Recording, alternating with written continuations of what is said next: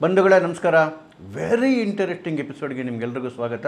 ತಪ್ಪದೆ ಕಡೆಯವರೆಗೂ ಈ ವಿಡಿಯೋವನ್ನು ನೋಡಿ ಮತ್ತು ಎಚ್.ಎನ್. ಚಂದ್ರಶೇಖರ್ ಯೂಟ್ಯೂಬ್ ಚಾನಲ್ನ ತಪ್ಪದೆ ಸಬ್ಸ್ಕ್ರೈಬ್ ಮಾಡಿ. ಮೊನ್ನೆ ಒಂದು ವಿಡಿಯೋದಲ್ಲಿ ಹೇಳ್ತಾ ಇದ್ದೆ, ಒಂದು ಸಣ್ಣ ವಿಷಯಕ್ಕೂ BJP ಸಪೋರ್ಟರ್ಸ್ ಹೇಗೆ ಪ್ಯಾನಿಕ್ ಆಗಿಬಿಡ್ತಾರೆ, ಏನೋ ಆಕಾಶನೇ ತಲೆ ಮೇಲೆ ಬಿತ್ತು ಅಂತೇಳಿ ಫುಲ್ಲು ಟೆನ್ಷನ್ ಆಗಿಬಿಡ್ತಾರೆ ಅಂತ ಹೇಳಿ. ಇತ್ತೀಚೆಗೆ ನಡೆದಂತಹ ಅದೇನು ಗುಂಡಿ ಕಳುವು ಪ್ರಕರಣ ಆಯಿತು ಅಯೋಧ್ಯೆ ರಾಮ ಮಂದಿರದಲ್ಲಿ.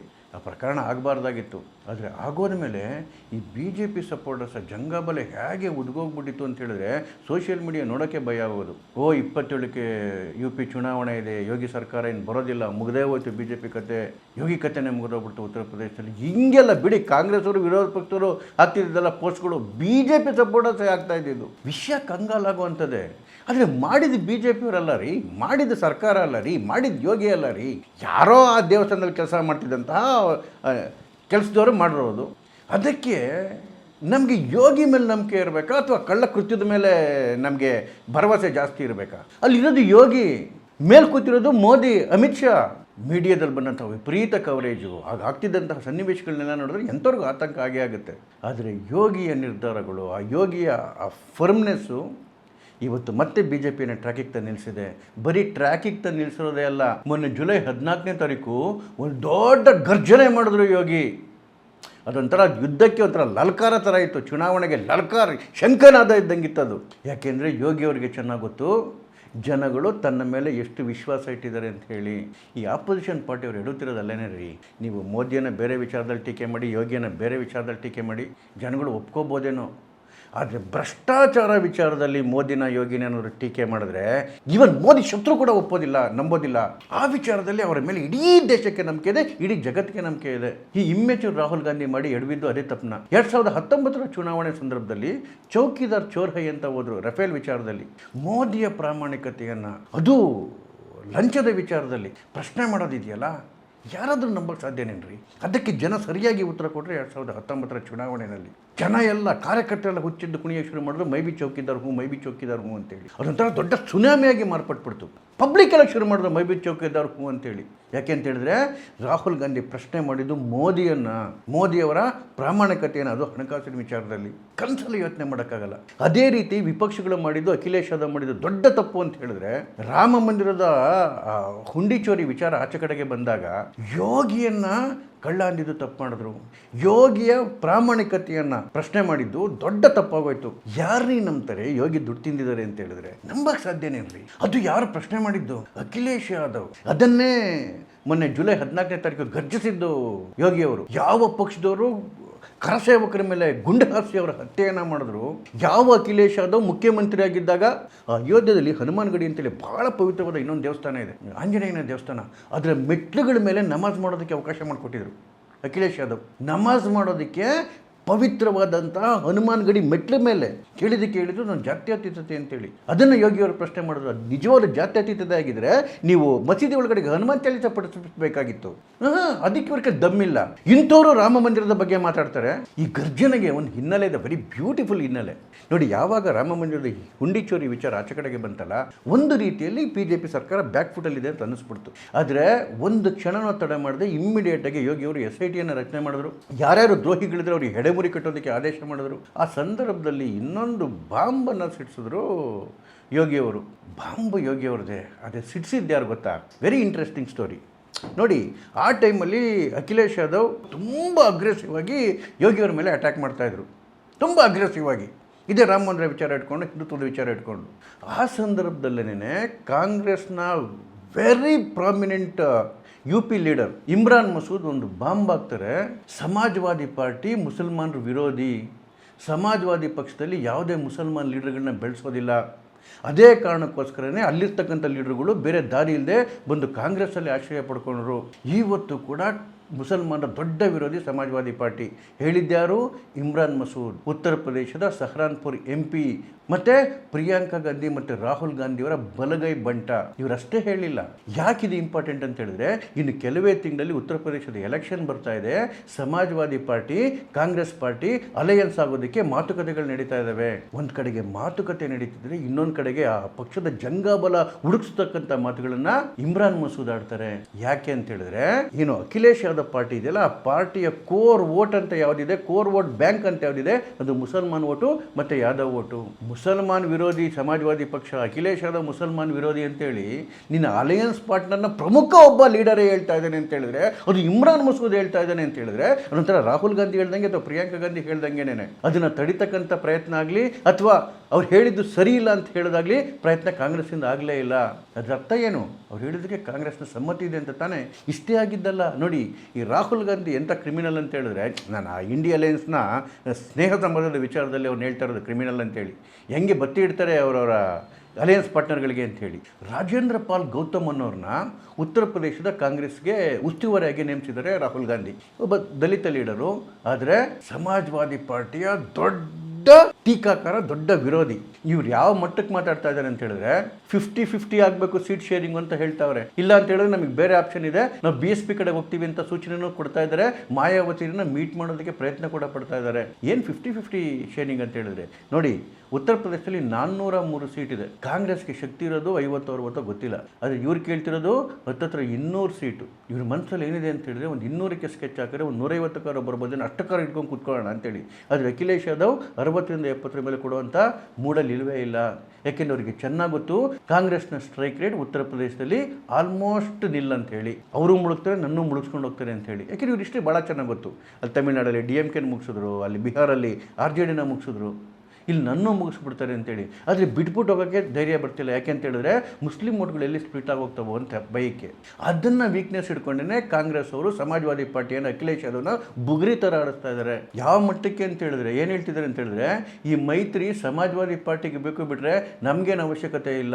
ಇದು ಕಾಂಗ್ರೆಸ್ ಅವರ ಬಾಯಲ್ಲಿ ಬರ್ತಿರೋದು ಅಲ್ಲ, ಒಂದು ರೀತಿ ಸತ್ಯ ಬಿಡಿ. ಯಾಕೆ ಅಂತ ಹೇಳಿದ್ರೆ ಕಾಂಗ್ರೆಸ್ ಕಲ್ಲಿಗೆ ಗಳಿಸೋಕ್ಕೂ ಏನಿಲ್ಲ, ಕಳ್ಕೊಳ್ಳೋಕ್ಕೂ ಏನಿಲ್ಲ, ಸೊನ್ನೆಲ್ಲಿ ಕೂತಿದ್ದಾರೆ. ಕಳೆದ ವಿಧಾನಸಭಾ ಚುನಾವಣೆಯಲ್ಲಿ 403ಕ್ಕೆ ಗೆದ್ದಿದ್ದು ಕಾಂಗ್ರೆಸ್ ಅವರು ಕೇವಲ 2. ಆದರೆ ಅಖಿಲೇಶ್ ಯಾದವ್ಗೆ ಹೇಗಾದರೂ ಮಾಡಿ ಅಧಿಕಾರಕ್ಕೆ ಬರಲೇಬೇಕಾಗಿದೆ. ಹಾಗಾಗಿ ಇವ್ರು ಏನೇ ಅಂದ್ರೂ ಸಹಿಸ್ಕೋಬೇಕಾದಂಥ ಪರಿಸ್ಥಿತಿ ಬಂದ್ಬಿಟ್ಟಿದೆ. ಅಷ್ಟಾಗೂ ಸಮಾಜವಾದಿ ಪಾರ್ಟಿಯನ್ನು ಸುಮ್ಮನೆ ಕೂತಿಲ್ಲ. ಅವರು ಅಟ್ಯಾಕ್ ಮಾಡ್ತಿರೋದು BJPನಲ್ಲ, ಈ ಕಾಂಗ್ರೆಸ್ನೇ. IP ಸಿಂಗ್ ಇವರು ಒಬ್ಬ ದೊಡ್ಡ ಲೀಡರು, ಸಮಾಜವಾದಿ ಪಾರ್ಟಿಯ MP ಕೂಡ ಅಲ್ಲಿಂದ. ಅವರು ಈ ರಾಹುಲ್ ಗಾಂಧಿ ವಿದೇಶ ಯಾತ್ರೆನಂತೂ ಹಿಗ್ಗಾಮುಗ್ಗ ಜಾಡಿಸ್ತಾರೆ. ಎಂತೆಂಥ ಕ್ರೂಷಿಯಲ್ ಟೈಮಲ್ಲಿ ಇದ್ದಾಗ ಈ ಮನುಷ್ಯ ಹೋಗಿ ವಿದೇಶದಲ್ಲಿ ಕೂತ್ಕೊತಾರೆ ಅಂತ ಹೇಳಿ ಅವ್ರು ಹೇಳ್ತಿರೋ ಸತ್ಯ ಇರ್ಬೋದು. ಆದರೆ ಮೈತ್ರಿ ಪಾರ್ಟ್ನರ್ಶಿಪ್ಪಲ್ಲಿ ಇವೆಲ್ಲ ವರ್ಕೌಟ್ ಆಗುತ್ತಾ? ಆದರೆ ಯಾವಾಗ ಇಮ್ರಾನ್ ಮಸೂದ್ ಸಮಾಜವಾದಿ ಪಾರ್ಟಿ, ಅಖಿಲೇಶ್ ಯಾದವ್ ಮುಸ್ಲಿಂಗಳ ವಿರೋಧಿಗಳು, ಮುಸ್ಲಿಂ ಲೀಡರ್ಗಳನ್ನ ಮುಗಿಸೋರು ಅಂತ ಹೇಳಿದ್ರಲ್ಲ, ನಿಜವಾಗ್ಲೂ ದೊಡ್ಡ ತಲಾಣ ಶುರುವಾಗ್ಬಿಟ್ಟಿದೆ. ಯಾಕೆ ಅಂತ ಹೇಳಿದ್ರೆ ಇಮ್ರಾನ್ ಮಸೂದ್ ಏನು ಸಾಮಾನ್ಯ ಲೀಡರ್ ಅಲ್ಲ ಕಾಂಗ್ರೆಸ್ಸಲ್ಲಿ. ನೋಡಿ, ಇವ್ರನ್ನ ತಗೊಂಡೋಗಿ ಅಸ್ಸಾಂಗೆ ಇನ್ಚಾರ್ಜ್ ಬೇರೆ ಮಾಡಿದರು. ಅಲ್ಲಿ ಪೂರ್ತಿ ಹೊಗೆ ಹಾಕುವಂಥ ಕಾಂಗ್ರೆಸ್ ಅದು ಬೇರೆ ಪ್ರಶ್ನೆ. ಇವ್ರು ಇನ್ನೊಂದು ಮಾತನ್ನು ಹೇಳಿದ್ರು, ನಾನು 2024ರಲ್ಲಿ ಸಹರಾನ್ಪುರಲ್ಲಿ ಎಲೆಕ್ಷನ್ ನಿಂತಾಗ ಸಮಾಜವಾದಿ ಪಾರ್ಟಿಯವರೇ ನನಗೆ ಸಹಾಯ ಮಾಡಲಿಲ್ಲ. ಆ್ಯಕ್ಚುಲಿ ಆ ಟೈಮಲ್ಲಿ ಇಬ್ಬರದು ಅಲಯನ್ಸ್ ಇತ್ತು. ನಾನು ಅವರಿಂದ ಏನು ಗೆದ್ದು ಬರಲಿಲ್ಲ, ನಾನು ಗೆದ್ದು ಬಂದಿದ್ದು ರಾಹುಲ್ ಮತ್ತು ಪ್ರಿಯಾಂಕಾ ಹೆಸರು ಹೇಳ್ಕೊಂಡು. ಇನ್ನೊಂದು ವೆರಿ ಇಂಪಾರ್ಟೆಂಟ್ ಮಾತು ಹೇಳ್ತಾರೆ ಇಮ್ರಾನ್ ಮಸೂದ್, ನಮ್ಮ ಅಲಯನ್ಸ್ ಇದ್ದಾಗಲೂ ಕೂಡ 2024ರಲ್ಲಿ ನಾನು ಸಮಾಜವಾದಿ ಪಕ್ಷದ ಪರವಾಗಿ ಪ್ರಚಾರ ಮಾಡಿಲ್ಲ. ಅದರ ಅರ್ಥ ಏನು?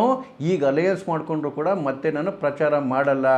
ಎಂಥ ದೊಡ್ಡ ಡ್ಯಾಮೇಜ್ ಇದೆ ಮೈತ್ರಿಗಿದು. ಒಂದಷ್ಟು ಡ್ಯಾಮೇಜ್ ಕಂಟ್ರೋಲ್ ಮಾಡೋದಕ್ಕೆ ಪ್ರಯತ್ನ ಮಾಡ್ತು ಸಮಾಜವಾದಿ ಪಾರ್ಟಿ. ಅಲ್ಲಿನ ಸಮಾಜವಾದಿ ಪಕ್ಷದ ವಕ್ತಾರ ಅಶುತೋಷ್ ವರ್ಮಾ ಅವ್ರು ಹೇಳ್ತಾರೆ, ನಮ್ಮ ಪಕ್ಷದಲ್ಲಿ 37 ಜನ MP ಗಳಿದ್ದಾರೆ, ಆದರೆ ಅವ್ರ ಮಾತು ಇಂಪಾರ್ಟೆಂಟ್ ಅಲ್ಲ, ಅಖಿಲೇಶ್ ಯಾದವ್ ಮತ್ತು ರಾಹುಲ್ ಗಾಂಧಿ ಏನು ಹೇಳ್ತಾರೋ ಅದು ಇಂಪಾರ್ಟೆಂಟು.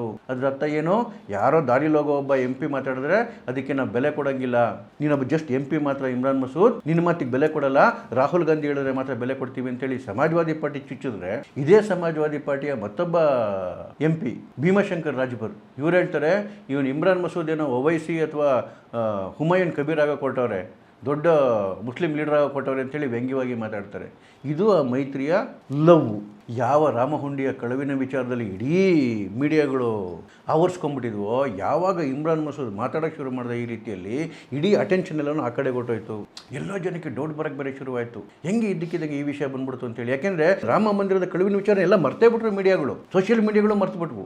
ಯಾಕೆ ಈ ಅನುಮಾನ ಬಂತು ಅಂತ ಹೇಳಿದ್ರೆ, ನೋಡಿ 2024ರ ಸಂಸತ್ ಚುನಾವಣೆ ಆದಾಗ ಅದರಿಂದ ಗೆದ್ದು ಬಂದಾಗ ಇದೇ ಇಮ್ರಾನ್ ಮಸೂದ್ ಹೇಳ್ತಾನೆ, ಯೋಗಿಯ ಸಾಮರ್ಥ್ಯದ ಬಗ್ಗೆ ಯಾರಿಗೂ ಅನುಮಾನ ಬೇಡ, ಅವ್ರು ಎಲ್ಲಿ ಕೀ ಕೊಡ್ತಾರೆ, ಎಲ್ಲಿ ಸ್ವಿಚ್ ಆನ್ ಮಾಡ್ತಾರೆ ಯಾರಿಗೂ ಗೊತ್ತಾಗೋದೇ ಇಲ್ಲ ಅಂಥೇಳಿ ಆವತ್ತೇನೇ ಯೋಗಿಯವ್ರನ್ನ ಹೊಗಳಿ ಮಾತಾಡಿದ್ದ ಇದೇ ಇಮ್ರಾನ್ ಮಸೂದ್.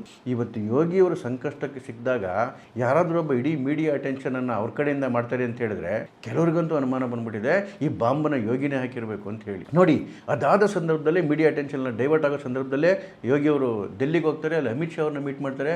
ಅಮಿತ್ ಶಾ ಅವ್ರನ್ನ ಮೀಟ್ ಮಾಡಿ ಆಚೆ ಕಡೆಗೆ ಬಂದಮೇಲೆ ಎಷ್ಟು ಅಗ್ರೆಸಿವ್ ಪೋಸ್ಚರ್ಗೆ ಹೋಗ್ತಾರೆ ಅಂತ ಹೇಳಿದ್ರೆ, ನಾನು ಆಗಲೇ ಅದನ್ನೇ ಹೇಳ್ತಾ ಇದ್ದೆ, ಆ ಜುಲೈ 14 14ರ ದಿವಸ ಅವರು ಮಾತಾಡಿದ ಮಾತುಗಳಿದೆಯಲ್ಲ, ಇಡೀ ಒಂದು ಉತ್ತರ ಪ್ರದೇಶದ ಮಹಾಭಾರತ, ಮುಂದೆ ಚುನಾವಣೆ ಬರ್ತಾ ಇದೆ, ಅದಕ್ಕೆ ಶಂಕನಾದ ಇದ್ದಂಗಿತ್ತು. ಅಷ್ಟು ದೊಡ್ಡ ಮಟ್ಟದಲ್ಲಿ ಗರ್ಚಿದ್ರು, ಅಟ್ಯಾಕ್ ಮಾಡಿದ್ರು ಅಖಿಲೇಶ್ ಯಾದವ್ನ. ಕೇವಲ ಅಖಿಲೇಶ್ ಯಾದವ್ನ ಮೂದಲಿಸಿ ಅಥವಾ ಸಮಾಜವಾದಿ ಪಾರ್ಟಿನ ಅಟ್ಯಾಕ್ ಮಾಡಿ ಸುಮ್ಮನಿರಲಿಲ್ಲ. ತಾನು ಕೇವಲ ಧರ್ಮದ ರಾಜಕಾರಣ ಮಾಡ್ತಿಲ್ಲ, ಡೆವಲಪ್ಮೆಂಟ್ ರಾಜಕಾರಣ ಮಾಡ್ತಿದ್ದೀನಿ. ಯಾವ ಮಟ್ಟದಲ್ಲಿ ನಮ್ಮ ಸರ್ಕಾರ ಕೆಲಸ ಮಾಡ್ತಿದೆ ಅಂತ ಹೇಳಿದ್ರೆ, ಎಲ್ಲಿದ್ದ ಉತ್ತರ ಪ್ರದೇಶವನ್ನು ಎಲ್ಲಿಗೆ ಎತ್ಕೊಂಬಂತು ಅಂತೇಳಿ ತುಚ್ಛವಾಗಿ ಭಾಳ ಎಫೆಕ್ಟಿವ್ ಆಗಿ ಹೇಳಿದ್ರು. ಅವ್ರು ಕೆಲವು ಉದಾಹರಣೆಗಳು ಕೊಟ್ಕೊಂಡು ಹೇಳಿದ್ರು. ನೋಡಿ, 2017ರಲ್ಲಿ ಉತ್ತರ ಪ್ರದೇಶದಲ್ಲಿ ಯೋಗಿಯವರ ಸರ್ಕಾರ ಬಂದ ಮೇಲೆ, ಸರ್ಕಾರ ಬಂದ ಕೆಲವೇ ತಿಂಗಳಲ್ಲಿ ಒಂದು ಉತ್ತರ ಪ್ರದೇಶದಲ್ಲಿ ಗ್ಲೋಬಲ್ ಇನ್ವೆಸ್ಟರ್ಸ್ ಮೀಟ್ ಅಂತ ಹೇಳಿ ಮಾಡ್ತಾರೆ. ಎಲ್ಲ ರಾಜ್ಯಗಳು ಮಾಡ್ತವೆ. ಏನಂತ ಹೇಳಿದ್ರೆ, ವಿದೇಶದಲ್ಲಿರ್ತಕ್ಕಂಥ, ಜಗತ್ತಲ್ಲಿರ್ತಕ್ಕಂಥ ಯಾರ್ಯಾರು ಇಂಡಸ್ಟ್ರಿಯಲಿಸ್ಟ್ಗಳಿಗೆ ನಮ್ಮ ರಾಜ್ಯದಲ್ಲಿ ಇನ್ವೆಸ್ಟ್ ಮಾಡೋದಕ್ಕೆ ಆಸೆ ಇದೆ, ಅಥವಾ ಇವರೇ ಹೋಗಿ ಇನ್ವಿಟೇಷನ್ ಕೊಟ್ಟಿರ್ತಾರೆ, ಆ ಇನ್ವೆಸ್ಟರ್ಸ್ ಮೀಟಿಗೆ ಬಂದ್ಬಿಟ್ಟು ಅಲ್ಲೆಲ್ಲ ವಿಷಯಗಳನ್ನ ಅರ್ಥ ಮಾಡಿಕೊಂಡು ತಾವೆಷ್ಟೆಷ್ಟು ಇನ್ವೆಸ್ಟ್ ಮಾಡ್ತೀವಿ ಅಂತೇಳಿ ಹೇಳಿ ಪ್ರಾಮಿಸ್ ಮಾಡಿ ಹೋಗ್ತಾರೆ. ಮೆಮೊರಾಂಡಮ್ಗಳು, ಸಿಗ್ನೇಚರ್ಗಳು ಆಗ್ತದೆ, ಮತ್ತು ಇನ್ವೆಸ್ಟ್ಮೆಂಟ್ ಕೂಡ ಹರಿದು ಬರೋಕ್ಕೆ ಶುರುವಾಗುತ್ತೆ. ಗ್ಲೋಬಲ್ ಇನ್ವೆಸ್ಟರ್ಸ್ ಮೀಟ್ ಮಾಡೋ ಸಂದರ್ಭದಲ್ಲಿ ಅಲ್ಲಿನ ಕನ್ಸರ್ನ್ ಮಿನಿಸ್ಟರ್ ಬಂದು ಮುಖ್ಯಮಂತ್ರಿ ಯೋಗಿ ಅವ್ರಿಗೆ ಹೇಳ್ತಾರೆ, ಯೋಗಿಜಿ, ಇದರಿಂದ ನಮಗೆ ಒಂದು 20,000 ಕೋಟಿ ಇನ್ವೆಸ್ಟ್ಮೆಂಟ್ ಬರ್ತಕ್ಕಂತಹ ಒಂದು ಅಂದಾಜಿದೆ ಅಂತ ಹೇಳಿ. ಯೋಗಿ ಅವರಿಗೆ ಸಿಟ್ಟು ಬಂದ್ಬಿಡುತ್ತೆ. 20,000 ಕೋಟಿ ಬರೋಂಗಿದ್ರೆ ಅದನ್ನು ಗ್ಲೋಬಲ್ ಇನ್ವೆಸ್ಟರ್ಸ್ ಮೀಟ್ ಅಂತ ಯಾಕೆ ಹೇಳ್ತೀರಿ? ಹೋಗಿ ಯಾವ್ದಾದ್ರು ಒಂದು ಜಿಲ್ಲೆ ಮಾಡಿಬಿಟ್ಟು ಜಿಲ್ಲೆಯ ಇನ್ವೆಸ್ಟರ್ಸ್ ಮೀಟ್ ಅಂತ ಮಾಡಿ. ತಕ್ಷಣವೇ ಪಾಲಿಸಿಗಳನ್ನ ಬದಲಾವಣೆ ಮಾಡ್ತಾರೆ. ಎಲ್ಲೆಲ್ಲಿ ನ್ಯೂನತೆಗಳಿದೆ ಅವನ್ನೆಲ್ಲವನ್ನು ತೆಗೆದಾಕ್ತಾರೆ.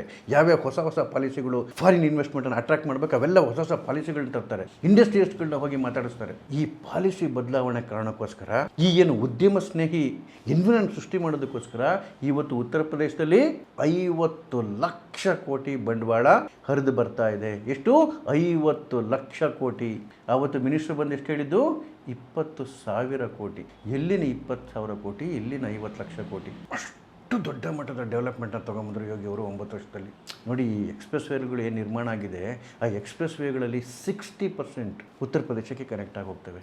ಯಾವ ಉತ್ತರ ಪ್ರದೇಶನ ಭೂಮಿ ಮೇಲೆ ನರಕ ಅಂತ ಇದ್ರು, ಅಲ್ಲಿನ ಲಾಲೆಸ್ನೆಸ್ಗೆ, ಅಲ್ಲಿನ ಬಡತನಕ್ಕೆ, ಅಲ್ಲಿನ ಕ್ರೌರ್ಯಕ್ಕೆ ಇವತ್ತು ಯಾವ ಮಟ್ಟದಲ್ಲಿ ಡೆವಲಪ್ಮೆಂಟ್ ನಡೀತಾ ಇದೆ ಅಂತ ಹೇಳಿದ್ರೆ, ಕೇವಲ ಉತ್ತರ ಪ್ರದೇಶ ಒಂದೇ ರಾಜ್ಯದಲ್ಲಿ 21 ಏರ್ಪೋರ್ಟ್ಗಳ ನಿರ್ಮಾಣ ಆಗ್ತದೆ. ಅದರಲ್ಲಾಗಲೇ 18 ಏರ್ಪೋರ್ಟ್ಗಳು ಕಂಪ್ಲೀಟ್ ಆಗೋಗಿದೆ. 5 ಇಂಟರ್ನ್ಯಾಷನಲ್ ಏರ್ಪೋರ್ಟ್ಗಳು ಬಂದಿವೆ. ಸಮಾಜವಾದಿ ಸರ್ಕಾರ ಇದ್ದಾಗ ಹಿಂದೆ ಎಲ್ಲನೂ UP ಸ್ಥಿತಿ ಹೇಗಿತ್ತು ಅಂತ ಹೇಳಿದ್ರೆ, ಯಾವುದಾದ್ರು ಬೇರೆ ರಾಜ್ಯದಿಂದ ಬಂದಾಗ ಎಲ್ಲಿಂದ ಗುಂಡಿಗಳು ಶುರುವಾದವು ಆಗಲೇ ಜನಕ್ಕೆ ಗೊತ್ತಾಗೋದು, ನಾವು ಉತ್ತರ ಪ್ರದೇಶ ಎಂಟರ್ ಆಗಿದ್ದೀವಿ ಅಂತೇಳಿ. ಅಷ್ಟು ಪರಿಸ್ಥಿತಿ ಇತ್ತು. ಅಂತಹ ನರ್ಕ ಇತ್ತು.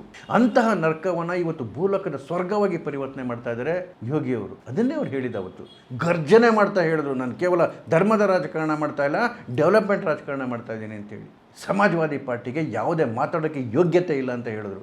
ಧರ್ಮದ ವಿಚಾರದಲ್ಲಿರ್ಬೋದು, ಡೆವಲಪ್ಮೆಂಟ್ ವಿಚಾರದಲ್ಲಿರ್ಬೋದು, ಲಾ ಆ್ಯಂಡ್ ಆರ್ಡರ್ ವಿಚಾರದಲ್ಲಿರ್ಬೋದು. ಒಂದು ಕಡೆಗೆ ಚುನಾವಣೆಗೆ ಶಂಕನಾದ ಊದಿ ಯೋಗಿ ರೆಡಿ ಆಗ್ತಾ ಇದ್ದಾರೆ, ಇತ್ತ ಕಡೆ ಅಖಿಲೇಶ್ ಯಾದವ್ ಕಾಂಗ್ರೆಸ್ ಈವನ್ ಮೈತ್ರಿ ಮಾಡ್ಕೊಳ್ಳೋಕ್ಕೂ ಆಗದೆ, ಕಿತ್ತೋಗೋಕ್ಕೂ ಆಗದಾಗೆ ಬಡ್ದಾಡ್ಕೊಂಡು ಪರದಾಡ್ತಾ ಇದ್ದಾರೆ. ಒನ್ ಸೈಡೆಡ್ ಚುನಾವಣೆ ಆಗುತ್ತೆ ಉತ್ತರ ಪ್ರದೇಶದ್ದು. One sided election.